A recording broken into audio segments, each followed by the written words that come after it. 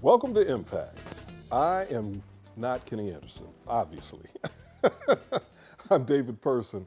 And you know, every once in a blue moon, Kenny will say to me, you know what, I want you to come in and interview me about something that I'm doing. So I'm always happy to do it because if you've known me and Kenny through the years, you know that's my boy. So I'm always happy to do it. And I'm here today substituting for my man Kenny Anderson on Impact. And without further ado, Kenny Anderson, what's going on, man? What's happening, David Person? Yeah, we're doing that role reversal thing again. So it is good to have you on your show. Well, it's great to be on my show, and it's great to have you as the interviewer on my show. I couldn't think of a better person who I could turn the reins over to for this. Yeah, well, we've been associated in this media thing for what, over 20, how many years now? It's been 20 plus years. Yeah, 26 and a half 20, at least. 26 and a half, okay, Yeah. Yeah, so it's a good fit. We're almost interchangeable. You're better looking, but other than that, we're almost interchangeable. Oh, man.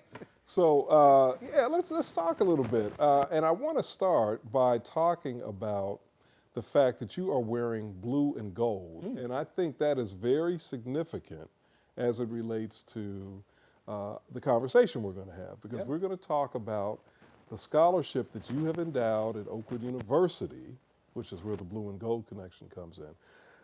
That is a very special scholarship and something close to your heart. It's the 212 scholarship, right? The 212 Community Service Scholarship. Okay. It's being established at Oakwood University. I began establishing this scholarship as part of an event that I did probably about 3 years ago when the show that I do on radio, Second Chance, celebrated its 25th year.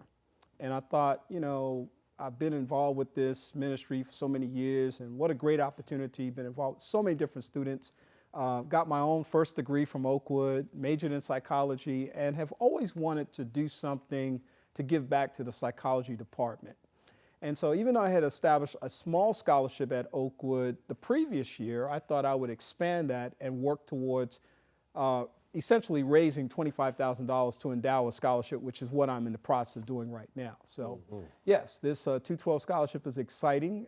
It will be an endowed scholarship, and I hope to be able to endow that on September the 23rd of this year, which is also a significant day. Yeah, very significant because it has something to do with somebody's birthday, I think. Yeah, it's a milestone birthday, and, and I happen to be celebrating it. My actual birthday is on September the 19th, but on the 23rd, we'll be having a big celebration at the Jackson Center. That's, it's open to the community. I've been posting it on Facebook. People can certainly come and be a part of it. I've asked for a small donation. I don't want any gifts, but I want people to donate to the scholarship so that we can actually make sure we have the ability to present the scholarship on that night, which is my hope that we'll be able to do. And we're doing okay so far. I'm very optimistic that we'll get to where we need to be by the end of that process. All right, and we'll circle back around to that magic number in a minute. But I want to first get something worked out here, because I was saying 212. Thinking that, you know, I'm thinking about, okay, Kenny's from New York, area code 212. That must be what that must be why. But I've never asked you. Yeah. But you're saying 212. Yes. So explain why it's 212, not 212, and what the meaning of it is. Absolutely. So there's a book that is just a phenomenal book that talks about the extra degree. And 212 represents that extra degree. At 211 degrees, water is hot. It's very hot. You don't want to put your hand in it, but it's not boiling. But with one extra degree, water begins to boil. And that water can actually transform things. It can push a locomotive down a track. I mean, it can create energy for certain kinds of things. And I began looking at this notion of if all of us would just do a little bit more. It just doesn't take much to do a lot. It just takes a little bit more, then every one of us can make a difference. So I wanted to endow a scholarship that was directly connected to the psych department at Oakwood, but also to students who are engaged in community service, who are out there right now giving that extra degree of effort and that extra degree that's making a little bit of a difference in somebody's life. Man, I love that concept. That is really powerful. And I didn't know that's what this was really about, what was behind it. That's great. Oakwood is your alma mater. It's also my alma mater. We're both proud alumni of Oakwood University. But Oakwood wasn't the first place that you've endowed a scholarship. You know, everybody knows that you have a scholarship at Calhoun. Now this is your scholarship at Oakwood. I'm just curious, why did you not start at Oakwood, since Oakwood is your alma mater, Well, our alma mater? Sure, I was at Calhoun at the time, and I had been at Calhoun for many years. It was the first place that gave me an opportunity to work full-time in education. And so because I was there and I was able to see students on a daily basis in a 2-year college system, many who were just coming back to school after having lived very challenging lives, some that were still going through some challenges in life, it became important for me to be able to establish a basis for them to go back to school. If I could create, through raising money, a reason for them to believe that they can, grind and push and keep pressing and overcome the adversities in their life, which is what that scholarship is directly focused on, because it's called the Second Chance Scholarship, and it's focused on young people who are perhaps coming back to school after maybe having to drop out because of family circumstances, didn't have enough money, maybe they got pregnant, maybe they went to jail, maybe they got caught up on drugs, but now they've gotten their life back in order and they're trying to get that education, and it's important for me to do that. And then I called it the Jack and Annie Anderson Second Chance Scholarship in honor of my parents, because my parents had minimal educations. My dad, 8th grade, my mom, 12th grade, and they never stood in the way of me pressing forward. They made tremendous sacrifices for me to go to Oakwood financially, 1,000 miles away from home, their only son. And so when I look back on all those things, I'm like, the least I could do was establish a scholarship, but it was important for me to name it after my parents. And so that's why I started at Calhoun. And then along the way, I always knew I'd do something for Oakwood, but I didn't know what. And then when the 25th anniversary of the radio show came along, I said, well, that's what I'll do. I'll do something, and I'll call it the 212 Community Service Scholarship because of my passion for community service and the role that I think it plays in students' lives, even as students. So you have a passion for community service, but I also believe, just knowing you as well as I do, that there have probably been students that you've seen, they may be Oakwood students or maybe students from other institutions, that you've seen through the years who have really helped to stoke even more your passion for community service because of what they've done or what they're doing. Can you share some examples, perhaps? And I'm going to try to think of some specific ones as I'm talking, but I'm thinking about, first and foremost, the phenomenal interns that I get to work with on a regular basis. And a lot of people know I've been with the city for 4.5 years now, but my internship responsibility began in 1990 when I was working at Charter Medical Corporation at Charter Retreat Hospital, and I had interns from Oakwood at that time. Worked very closely with the psych department, so for over 26 years now, I've had interns. And I've seen those interns giving back. I've seen them volunteer beyond the internship hours that were part of their degree. I've seen interns start organizations and students, I should say, start organizations and initiatives in their community that have helped feed people, that have helped deal with issues of human trafficking. Students that have become so passionately engaged in the work of healing in the community that it just makes sense to me that if Oakwood has the motto, enter to learn, depart to serve, and that is a standard motto that students embrace, that we embrace as graduates, that service doesn't begin once you leave the institution. That service begins once you enter the institution and then continues throughout and then extends itself on the other side of that graduation. Mm-hmm. Community service is a concept that maybe we take for granted that people fully understand. Can you define what it means as you see it and maybe even give some examples of how you've seen it utilized in very powerful and transformative ways? Well, I think community service to me is the selfless giving of one's resources, which may mean their money, but it could also mean their time. It could mean their influence. It could mean their presence. It could be their encouragement. I mean, there are all kinds of ways that people can actually serve the community. And there are so many needs in the community. As our community grows and expands, obviously you have more people, you have more needs. And I think that a lot of people equate service or doing something with some kind of compensation. Community service removes that compensation because it's all about doing something, as somebody once said, for somebody who may not be able to pay you back, somebody who may not be able to help you in a situation that you're receiving that help because you helped them. It's not, community service is not a reciprocal kind of relationship. I don't do it to get something back. I do it because it's for the greater good of the community. And it's about identifying where can I best use my skills and assets. Because everybody has something. Like I said, I named a whole lot of things. It could be money, but it's a lot of times time, it's influence, it's resources and supplies, it's who you know and who you can connect people with. It's sometimes, and I know this is true, it's sometimes somebody just saying to somebody, great job. Because some people don't hear that enough. And community service in many ways, at many times, is a thankless job because people aren't bum rushing you and saying, oh, we love you and what a great job you did. You do get those accolades, but more times than not, you get criticism, you get people who don't really understand why you're doing what you're doing.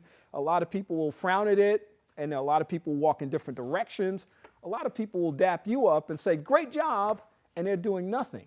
And so it's a lonely place sometimes when you're engaged in community service, but that's the true test of the community servant. Are you serving because of something you want for yourself, or are you serving because of something you want for other people? And that's the true test of how somebody is connected in the community. Okay. I would imagine that there are students who really won't know where to start to get engaged in community service. What would you recommend for them? They can definitely talk to me, and I say that with all sincerity, not that I'm the only resource, but I'm always willing to share the vast array of resources that I'm aware of. But the Volunteer Center at the United Way is a one-stop shop. They list literally hundreds of places that are looking for people to come and provide support, whether you're a civic or a social organization, a fraternity, a sorority, a church, or faith institution, just a neighborhood group or another group of people, a ragtag group of people that just want to come together, an individual who wants to do something. There's a huge listing that anybody can log on to United Way at MadisonCountyCares.org and be able to find that information. It's a tremendous resource. But here's another thing I say, and I do this. I volunteer in the school system, and I've volunteered in the school system now for almost 27 years. I've never been told by a school I could not come in. I've never been told by a principal or a teacher or an educator that said, well, we don't have anything for you to do. Go to a neighborhood school. Join your local PTA and find out what the needs are as far as that's concerned. I've been challenged even as far as the academic institution is concerned. I have no kids in the school system, but I want to join the PTA because I think it's important for me to be on the inside of a process sometimes to really understand what's going on and also to demonstrate my conviction. So I attempted it at one school last year. It didn't quite work out, but I'm going to do that again this year. I'm going to seek out a school, join their PTA, and become an active part of that process because I believe in being connected to the process in order to make a difference. So and then churches and faith institutions always have needs. Nonprofit organizations have needs. A lot of those will be listed with the United Way, but there are all kinds of ways that people can get started, but they need to start the conversation, and I'm happy to share that information. So we've got just a couple of minutes left in the show. I want to ask you what your most fulfilling community service experience has been. Your personal one. Yeah, I'm going to have to go all the way back, 1990, Davis Hills Middle School. Dr. Ted Clay gives me a call. I'm working at Charter Retreat Hospital. I'm a young mental health counselor at the time, and I'm trying to make things happen. I'm earning more money than I ever did before. I'm working less than a half a mile away from my job. It was just I'm working 4 days a week. 3-day weekends every week. It was just a beautiful position. And I get a call from Dr. Clay one afternoon. He says, we got some kids over here who are in what we're calling the at-risk program, and they really need some attention. He said, I've seen you around, and I think you might be able to help us out. And then he gave the qualifier, but we don't have any money to pay you. Well, that really didn't matter. I wanted to kind of hear him out. My first concern was, do I have the time to do it? And he didn't tell me, we want you to do this thing, so I was going to have to discover what was happening. And so essentially, I came up with the idea of going to have lunch with them on Fridays for anywhere from 30 minutes to an hour. Well, that went on for 1 week, and then it was 4 weeks, and then it was 3 months, and then 6 months, and then over the course of a year, I had spent a whole year with these guys at lunchtime, and I saw the difference that it made, not just because I was there, but because I was consistently there. And there's a difference in that. You can't just be available but not be consistently available. We can throw money at stuff all the time, but it's when you're actually on the scene and you can hear people out, You can affirm them. You can demonstrate that they have value. When you're doing those kinds of things, it makes a difference. And I have to tell you, the reason that's the most gratifying thing is that's 27 years ago. These kids were 13, 14, 15 then. I see them today, occasionally. They remember me when I don't even remember them. They have jobs, they have families. I've seen them grow up. And to see that, I'm not saying I did it, but to see that there was a time in my life where I made a sacrifice to do something that was really outside of the lane at that time, to invest in these kids' lives, maybe a small part of that made a difference and helped them believe in themselves. So it's extremely gratifying to see that kind of thing. I think that you have really done the sermon for today. You just did the appeal.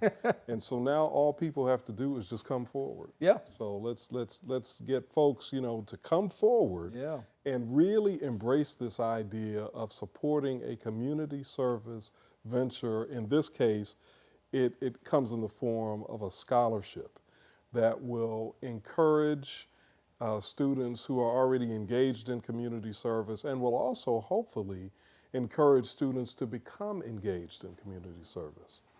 So this has been Impact.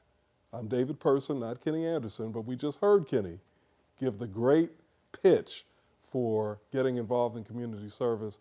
And as we close out, Kenny, go ahead and give folks some contact information and let them know how they can contribute to the 212 Scholarship. Sure. So they can contact me by email at kennyanderson75@gmail.com. They can call me at 256-679-4241. They can go directly to Oakwood University and ask to make a contribution in the name of the 212 Scholarship. Or they can go to Eventbrite, where we have an event page called 60 for 60, which is the name of the event. I am turning 60. It's a part of the story, too. It's a milestone birthday. I'm not ashamed of that. I feel great about that. I feel blessed by that. And I'm excited about that, to be able to say that this birthday, my 50th birthday, was a huge thing, and I loved it. You were there. You know that. It was a big deal. It wasn't that it was all about me, but I was just having a lot of fun. But this time, it's a real party with a purpose. I want to walk out of there and hand Oakwood University a check for $25,000. We're about $6,000 along the way right now. I'm very optimistic that we'll close that gap between now and September 23rd. I've reached out to a lot of people. I'm going to continue to reach out to a lot of people. We are asking for donations for that event, but it is not mandatory. So, I'm telling people, don't let not having the $60 recommended donation keep you from coming and celebrating academic success, life, energy, passion, enthusiasm, and all those other things that I think my life represents. All right. So you can contact Kenny Anderson at his email address. Give that email address one more time. KennyAnderson75@gmail.com or 256-679-4241 or Eventbrite.com, where you can go to 60 for 60 and you'll see my event there. Awesome. Folks, get engaged, get involved, support this scholarship. This is, as Kenny, I think, has said, and as any of you who know him knows, this is not about Kenny. This is about a cause. So the 212 Scholarship is at Oakwood University. You can go to the Oakwood University website if you don't want to contact Kenny directly for more information. I'm David Person, sitting in on this side of the desk for Kenny Anderson on Impact. Take care.